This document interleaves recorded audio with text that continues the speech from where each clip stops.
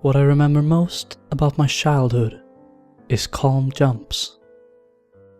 Calm Jumps was a nickname I and my younger siblings gave a lake that we often visited during the summers whilst we grew up.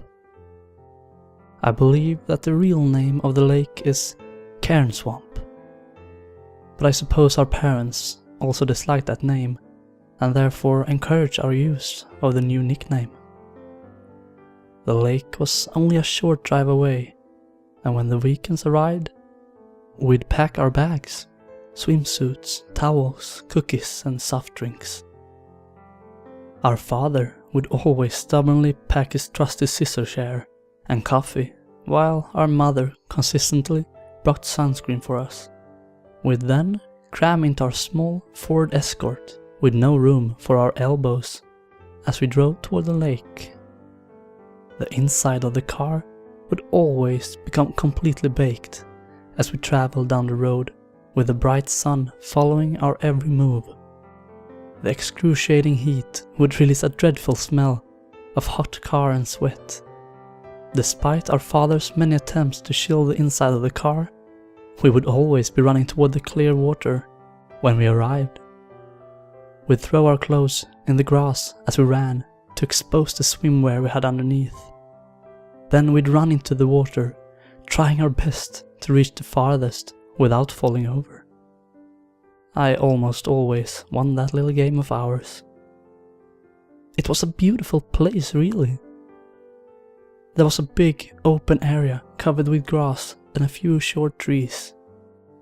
A few benches were put up, but most of the people would just lay out a blanket in the grass to sit on, us included. I can distinctly remember the fresh smell of grass and trees as I lay there on a towel, watching the clouds slowly drift by. The grass gradually became fine sand the closer you got to the water. It got deep very fast, but the water was very clear and blue near the shallow parts. A small sun-bleached wooden pier was built reaching out into the water. It was adorned with many ladders and ended with a big diving tower. To the far back of the little spot was a large mound of stones, which I suppose gave the lake its name. I remember us wanting to play there, but our parents always refused, warning us of snakes and such. They even frightened us with stories of children getting their legs stuck between the rocks while playing there, that the rocks were loose and we shouldn't risk anything. Lastly, there was an outhouse and a kiosk where we'd buy ice creams and such. While our parents preferred to stay in the hot sun, occasionally taking a sip from a soda or water bottle, we would swim. We had a bunch of games that we'd play, making flips in the water, doing funny jumps and standing on each other's shoulders.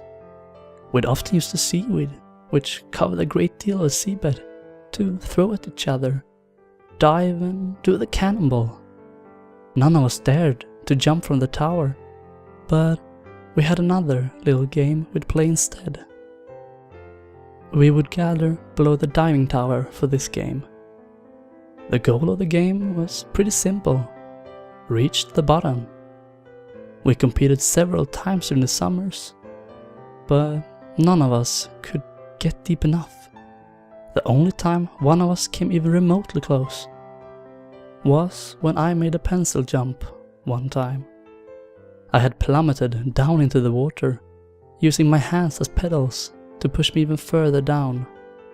How I knew that I was close to the bottom when I later resurfaced was that I had felt seaweed lick one of my feet just as I decided to give up. No matter how hard I tried, I would never come that close again. But my siblings were still left in awe of my great triumph. We went to Calm Jumps almost every weekend, every summer, until one weekend when we didn't. We had packed our bags and climbed inside our Ford Escort as always. But our father didn't drive the usual route. He went somewhere else, to a new lake.